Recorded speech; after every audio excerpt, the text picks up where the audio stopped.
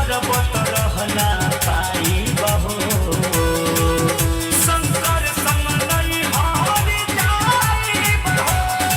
निकस बार मुरझाइल नशा में नसाइल पियल तू बारा गाजा हितरा दिया छटाए राजा हित मोहरे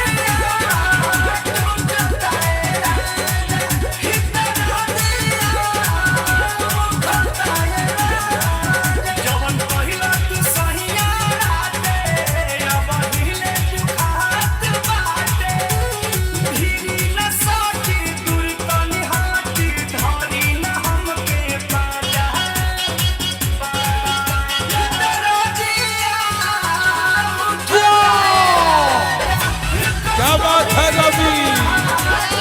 आ गइला समरिया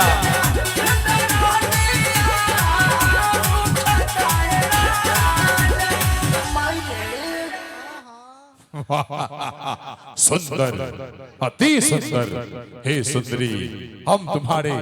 भाव नृत्य से प्रसन्न हुए बस एक बार मेरी हवेली में आ जाना चार चक्के में चल जाए। हवेली में तुम्हारा कल्याण कर देंगे तुम्हारे सुंदर बदन को नोच नोच के जियान कर देंगे बाबा हमरो पर ध्यान दी। शांत रहो बेटा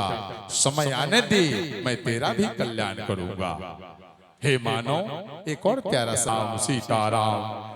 हे हरिराम कृष्ण जगन्नाथम ये क्या देखना पड़ रहा है मुझे कलयुग में हे प्रभु नरमुंडा को विदेश भेज दीजिए ताकि मैं इस माया मोह का प्रत्याग करके जाके कहीं समाधि ले लूं और भक्तों का कल्याण करूं। आइए आप सबके बीच में चाहूंगा कि भाव नृत्य को दे पूर्ण विराम बाबू सीताराम सभी म्यूजिशियन को दे कनेक्शन क्योंकि आ रहा है जिसके आगे कोई नहीं है तीसरा आ रहा है मेरा अनुज छोटा भाई निहाल मिश्रा बाबा को पाकिस्तान भेजा जाए सबसे बोल मानो